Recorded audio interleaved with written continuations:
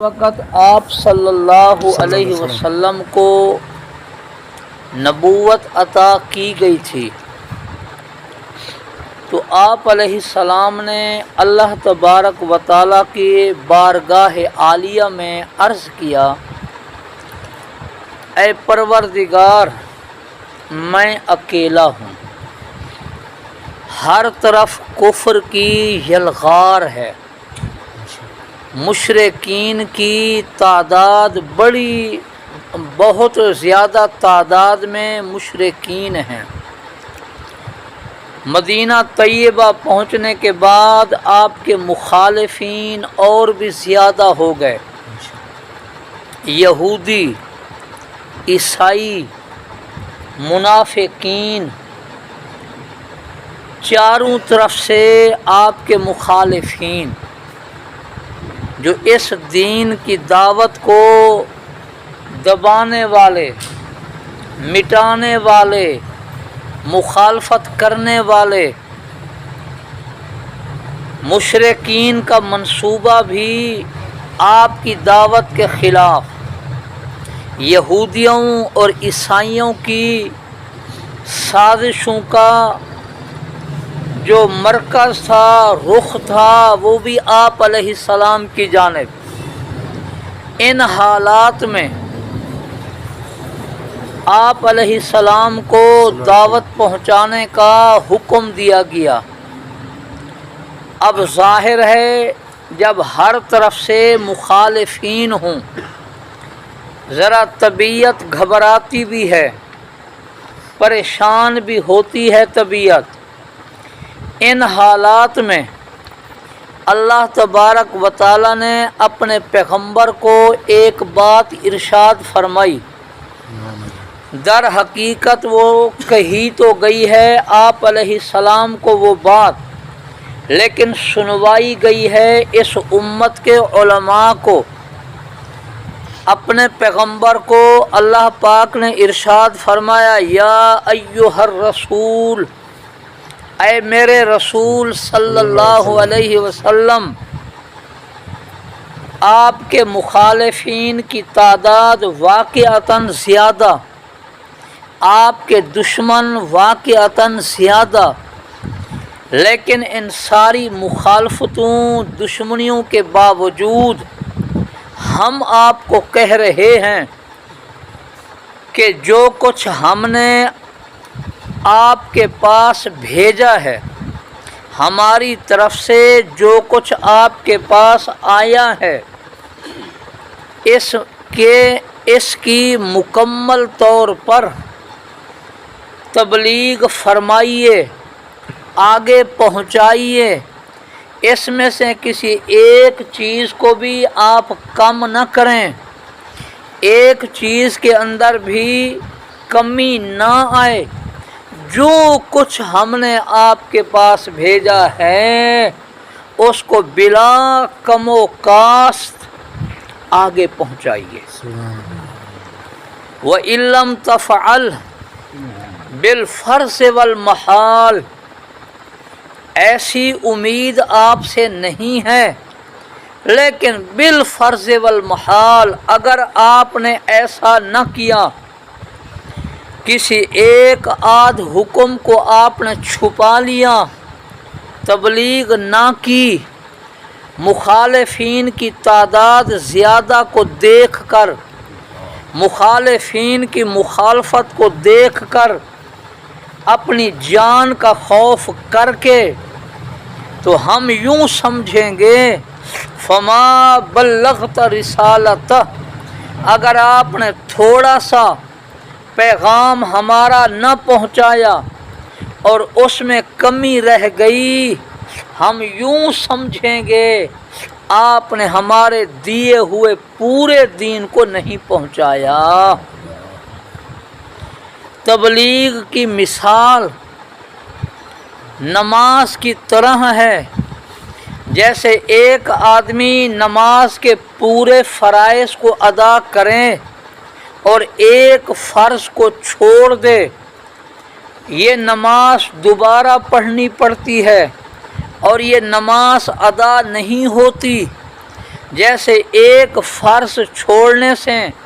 نماز نہیں ہوئی، ایسے ہی جو احکام ہم نے آپ کو دیے اگر اس میں سے تھوڑی سی کمی بھی رہ گئی اور آپ نے وہ آگے نہ پہنچائی تو ہم یوں سمجھیں گے آپ نے ہمارے دین کو آگے نہیں پہنچایا۔ یہ در حقیقت اس امت کے علماء کو سنوائی گئی ہے بات، کہیں پیغمبر علیہ السلام کو گئی ہے بات، سنوائی اس امت کے علماء کو گئی ہے کہ اس امت کے علماء تم یہود و نصارہ کے علماء کی طرح نہ بن جانا، اس لیے آگے پیچھے یہود و نصارہ کا ذکر ہے، درمیان میں اس امت کے علماء کو متوجہ کیا گیا۔ اگر تم نے دعوت میں تبلیغ میں کوتاہی کی تو ہم یوں سمجھیں گے تم نے ہمارے دین کو نہیں پہنچایا، تم یہودیوں اور عیسائیوں کے علماء کی طرح نہ ہو جانا۔ اے میرے پیغمبر صلی اللہ علیہ وسلم، اگر آپ کو اپنی جان کا اندیشہ ہو کہ یہ لوگ مجھے شہید کر دیں گے، جان سے ختم کر دیں گے، فرمایا بے شک مشرکین کی تعداد بہت زیادہ، یہودیوں کی تعداد بہت زیادہ، منافقین کی تعداد بہت زیادہ، لیکن میں اکیلا اللہ سبحان اللہ، آپ کو کہہ رہا ہوں کہ واللہ یعصمک من الناس، ان تمام آپ کے مخالفین سے میں اللہ آپ کی حفاظت کروں گا۔ سبحان اللہ، یہ کوئی آپ کا دشمن، چاہے یہودی ہوں، چاہے عیسائی ہوں، چاہے مشرکین مکہ ہوں، چاہے منافقین ہوں، کوئی آپ کے سامنے آ کر مقابل میں آ کر آپ کو شہید نہیں کر سکے گا۔ سبحان اللہ، اس آیت کے نازل ہونے سے پہلے، یہ آیت نمبر 67 ہے، اس کے نازل ہونے سے پہلے آپ علیہ السلام کے ارد گرد سفر حضر میں باقاعدہ پہرا دیا جاتا تھا، محافظ آپ کے ساتھ ہوتے تھے، آپ کا پہرا دیا جاتا تھا، پہرے دار ہوتے تھے۔ چنانچہ ایک رات آپ علیہ السلام سوئے پھر جاگے، پھر سوئے پھر جاگے، کسی بی بی نے پوچھ لیا آپ کی ازواج اور بیویوں میں سے کیا بات ہے، فرمایا مخالفین بہت ہیں، کاش کہ کوئی اللہ کا نیک بندہ ہوتا میرا پہرا دیتا۔ ابھی یہ باتیں ہو رہی تھیں، تھوڑی ہی ابھی یہ بات مکمل نہیں ہوئی، بات ہو ہی رہی تھی، باہر سے آواز آئی، آپ نے فرمایا کون ہو؟ انہوں نے کہا میں سعد بن ابی وقاص ہوں۔ آپ نے فرمایا کیسے آنا ہوا؟ انہوں نے کہا میرے دل میں آیا کہ مدینہ طیبہ کے آس پاس یہودیوں کی، عیسائیوں کی، منافقین کی بہت بڑی تعداد رہتی ہے، یہ لوگ کہیں آپ کو نقصان نہ پہنچائیں، میں پہرا دینے کے لیے آیا ہوں۔ سبحان اللہ، آپ نے ان کو دعا دی تو ساری رات وہ پہرا دیا کرتے تھے آپ کے مکان کے پاس۔ مختلف حضرات یہ ڈیوٹیاں تبدیل کرتے رہتے تھے۔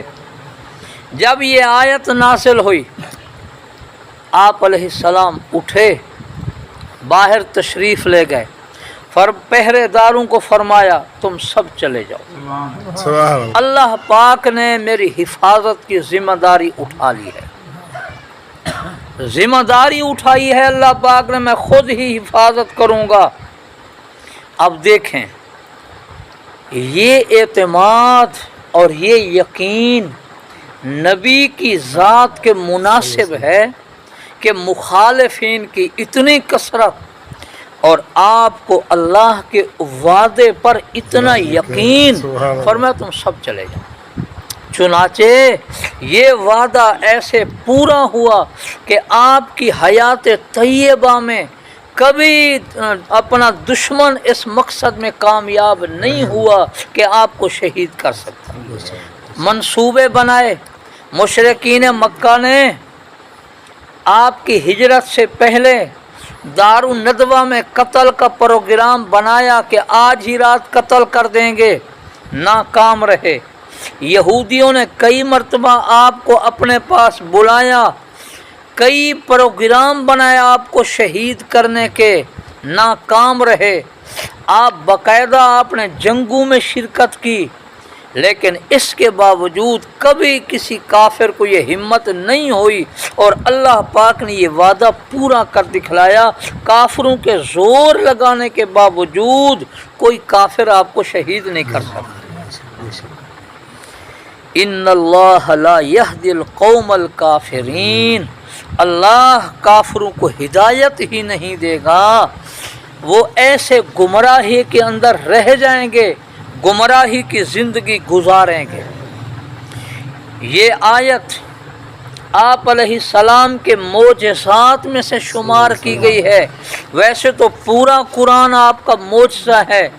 آپ کی حقانیت، آپ کی سچائی، آپ کی دیانتداری اور اللہ پر اعتماد اور توکل اس آیت سے آپ کا نمایاں ہے کہ آپ نے پہرے داروں کو بھیج دیا۔ یہ توکل، یہ اعتماد، یہ بھروسہ ایک نبی کی شان کے مطابق ہے۔ سبحان اللہ۔ پھر رخ ہو گیا یہودیوں اور عیسائیوں کی طرف۔ قل فرمائیے، یا اہل الکتاب، اے عیسائیوں اور یہودیوں، لستم علی شیء، تمہارا دین کچھ بھی نہیں ہے، تم دین کے اوپر قائم ہی نہیں ہو۔ دیکھیے اتنی بڑی مخالفین کی تعداد، اور ان کو سامنے مخاطب کر کے کہا جا رہا ہے لستم علی شیء، تم کسی دین کے اوپر قائم نہیں ہو۔ حتی تقیم التوراۃ والانجیل، تورات کو، انجیل کو، وما انزل الیکم من ربکم، جو کچھ تمہارے پروردگار کی طرف سے میرے پاس بھیجا گیا ہے، ان تینوں پر عمل نہ کرو۔ ان تینوں پر عمل کرنے کا مطلب یہ ہے، تورات جیسے تمہیں کہتی رہی، انجیل تمہیں کہتی رہی، انہی دو کی ہدایت کے مطابق اب میرے اوپر بھی ایمان لاؤ اور میری کتاب کے اوپر بھی ایمان لے آؤ۔ لیکن فرمایا بدقسمتی کی بات تو یہ ہے کہ قرآن کریم کے سمجھانے کے باوجود پھر بھی ان کی اکثریت سرکشی اور نافرمانی اور کفر کے اندر مبتلا رہی، بلکہ ان کے کفر میں، سرکشی اور نافرمانی میں اور اضافہ ہوتا چلا گیا۔ فرمایا اے ہمارے پیغمبر، اس میں آپ کا کوئی قصور نہیں، آپ کی تبلیغ میں کوئی کمی اور کوتاہی اور کمزوری نہیں ہے۔ یہ کمزوری انہی کے اندر ہے، انہی کا مزاج، طبعیت بدل چکی ہے۔ عجیب مثال دی ہے کہ جب بارش آتی ہے تو سپیوں کے اندر بھی وہ بارش پڑتی ہے، وہاں سے موتی بنتے ہیں، اور سانپ کے منہ میں بھی وہی بارش جاتی ہے، وہاں زہر بن جاتی ہے۔ قرآن کریم آیا، مومنوں کے ایمان میں اضافہ ہوا، کافروں کے کفر و سرکشی کے اندر اضافہ ہوا۔ بارش آئے، فصلوں میں ان کو فائدہ ہوگا، گھاس میں ان کو فائدہ ہوگا، اور گندگی والی جگہ میں آئے وہاں سے بدبو اٹھے گی، بدبو پھیلے گی۔ فرمایا اے ہمارے پیغمبر، لہذا جو ایسے ہیں کفر اور سرکشی میں بڑھ رہے ہیں، فلا تأس علی القوم الکافرین، آپ بالکل ان کے اوپر افسوس نہ کریں۔ یہی قرآن کریم کا انداز ہے۔ فرمایا سمجھاؤ، نصیحت کرو، دل سوزی بھی کرو، فکر بھی کرو، ہدایت کے لیے دعائیں بھی مانگو، پیغام بھی پہنچاؤ، لیکن اس کے باوجود اگر نہیں مانتے پھر اتنا اور زیادہ ان کے پیچھے بھی نہ لگو۔ آگے قرآن کریم نے یہودیوں کا حال ذکر فرما کر پھر توجہ دلوائی، اے یہودیوں، جو کچھ تم نے کیا سو کیا، لیکن توبہ کا دروازہ بند نہیں ہوا، آؤ ہم تمہیں پھر دعوت دے رہے ہیں۔ فرمایا ان الذین آمنوا، جو ایمان والے ہیں، والذین ہادو، جو یہودی ہیں، والسابعون، جو سابی فرقہ ہے، والنصارى، جو عیسائی ہیں، ہم ان سب کو کہہ رہے ہیں، من آمن باللہ والیوم الآخر، جو اللہ پر بھی ایمان لائے، قیامت کے دن پر بھی ایمان لائے، وعمل صالحا، نیک اعمال بھی کرے، ہم ان کو پھر دعوت دے رہے ہیں، یعنی ان کاموں کو کرو، دنیا میں بھی فائدہ ہوگا، آخرت میں فائدہ یہ ہوگا، فلا خوف علیہم ولا هم یحزنون، آخرت میں نہ کوئی ڈر اور خوف ہوگا، نہ کوئی غم اور دکھ اور پریشانی ہوگی، خوشیاں ہی خوشیاں ہوں گی۔ فرمایا لقد اخذنا میثاق بنی اسرائیل، ہم نے تو ان یہودیوں سے ان کی کتاب کے اندر عہد لیا تھا، عیسائیوں سے عہد لیا تھا کہ جب ہمارا آخری نبی آئے گا اس کو مانو گے، ایمان لاؤ گے، ہم نے تو یہ بھی ان کو کہا تھا۔ پھر اس عہد کو یاد دلانے کے لیے وَأَرْسَلْنَا إِلَيْهِمْ رُسُلًا، ہم کئی پیغمبر ان کے پاس بھیج چکے، وہ ہم نے بھیجے تاکہ وہ ان کو یاد دلائیں، کیا وعدہ تم نے کیا تھا تورات میں، کیا وعدہ کیا تھا تم نے انجیل میں، لیکن جب وہ رسول آئے پھر کیا ہوا، کلما جاءہم رسول، جب بھی کوئی پیغمبر ان کے پاس آیا اور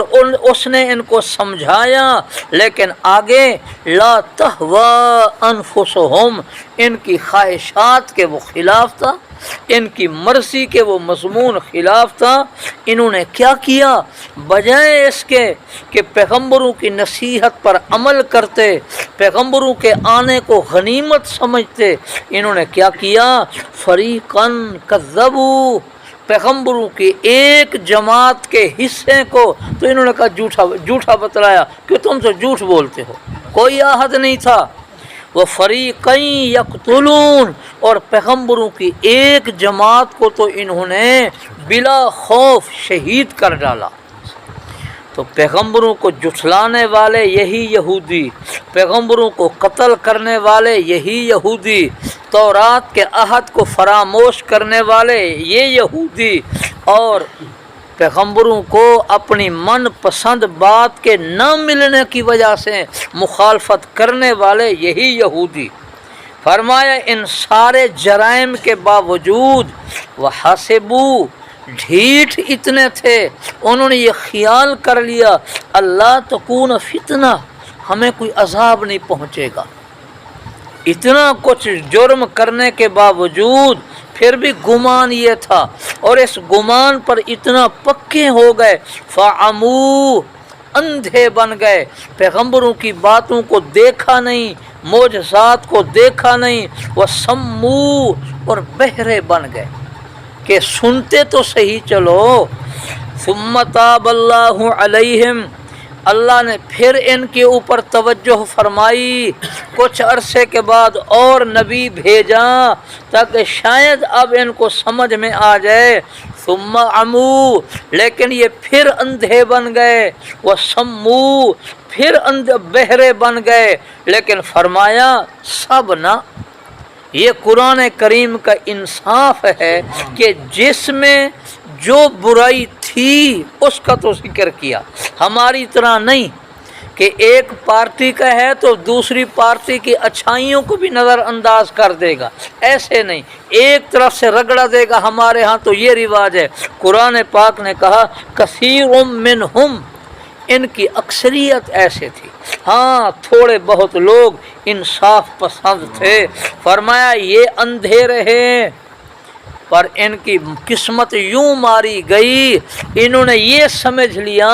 ہمارے ان کرتوتوں کو اور اعمال اور کردار کو کوئی دیکھ ہی نہیں رہا۔ فرمایا تم بہرے بن جاؤ، تم اندھے بن جاؤ، نہ دیکھو نہ سنو، واللہ بصیر بما یعملون، اللہ تو تمہارے کردار اور اعمال کو بخوبی دیکھ رہا ہے۔ لہذا اس تمہارے پیغمبروں کو جھٹلانے پر، پیغمبروں کو شہید کرنے پر، وعدہ فراموشی پر اور پیغمبروں کی مخالفت پر، اندھے اور بہرے بننے پر اللہ تم کو قیامت میں سزا دے گا۔ ان ساری آیاتوں سے ہمیں بھی ایک پیغام قرآن کریم کی طرف سے ملا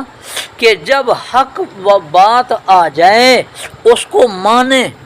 اس کو سمجھیں۔ یہ اپنا یہودیوں نے جو طریقہ اختیار کیا کہ نظر بند کر لی، کانوں کے اندر انگلیاں ڈال لیں اور سننے کے لیے تیار نہ ہوئے، ماننے کے لیے تیار نہ ہوئے، یہ ہمیں بھی نصیحت ہے کہ ہم ایسے نہ بنیں۔ جب ہمیں صحیح بات مل جائے تو ہم اس کو مانیں۔ سنارے کو جب کہیں سے خالص سونا مل جاتا ہے، چاہے دشمن کے پاس بھی کیوں نہ ملے، اس کو وہ لے لیتا ہے، چاہے کتنا ہی پیسہ خرچ کرنا پڑے۔ تو ایک حدیث پاک میں آتا ہے الحکمت غالۃ الحکیم، دانائی کی بات تو دانا آدمی کا گم شدہ سامان ہے۔ جب اپنا گم شدہ سامان چاہے کسی کے پاس بھی مل جائے آدمی اس کو لیتا ہے، یہ نہیں دیکھتا کہ میرا سامان کس کے پاس ہے۔ تو اگر حق بات کسی کے پاس سے بھی مل جائے آدمی اس کو قبول کر لے۔ اللہ تبارک و تعالی ہمیں ان باتوں کو سمجھنے کی اور عمل کرنے کی توفیق عطا فرمائے۔ الحمدللہ رب العالمین والعاقبۃ للمتقین والصلاة والسلام علی سید الانبیاء والمرسلین۔ اے اللہ ہماری اس حاضری کو قبول فرمائے، ہماری اس شرکت کو قبول فرمائے، قرآن کریم کے انوار اور برکات نصیب فرمائے، ہم میں سے کسی ایک کو محروم نہ فرمائے۔ اے اللہ ہمارا حال یہودیوں اور عیسائیوں کی طرح نہ بنائیں، ہمیں دین کی بات سننے والا، سمجھنے والا، ماننے والا بنائیں۔ اے اللہ ہمیں حق کی سمجھ عطا فرما، اس کو ماننے کی اور قبول کرنے کی توفیق عطا فرما۔ اے اللہ باطل بھی ہمیں سمجھا دے اور اس سے بچنے کی ہمیں توفیق عطا فرما۔ اے اللہ ہم سب کو ہدایت عطا فرما، صراط مستقیم پر چلنے کی توفیق عطا فرما، ہمارے عقائد اور اعمال کی اصلاح فرما، ہمارے تمام بیماروں کو شفائے کاملہ عطا فرما، ہمارے تمام بیماروں کو شفائے کاملہ عطا فرما۔ اے اللہ یہ جس مرحوم کا اعلان ہو رہا تھا ان کی بھی مغفرت فرمائیں، ان کے نیک کاموں کو قبول فرما لیں اور ان کے اپنا گناہوں سے درگزر فرما لیں۔ اے اللہ تمام فوت شدگان کی مغفرت فرمائیں، ہم سب کے جو بزرگ اس دنیا سے رخصت ہو گئے، جوان رخصت ہو گئے، مرد اور عورت رخصت ہو گئے، سب کی مغفرت فرمائیں، بخشش فرمائیں۔ وصلی اللہ تعالی علی خیر خلقہ محمد و آلہ و صحبہ برحمتک یا ارحم الراحمین۔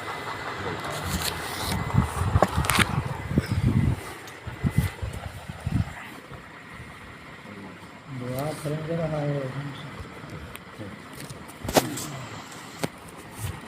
چار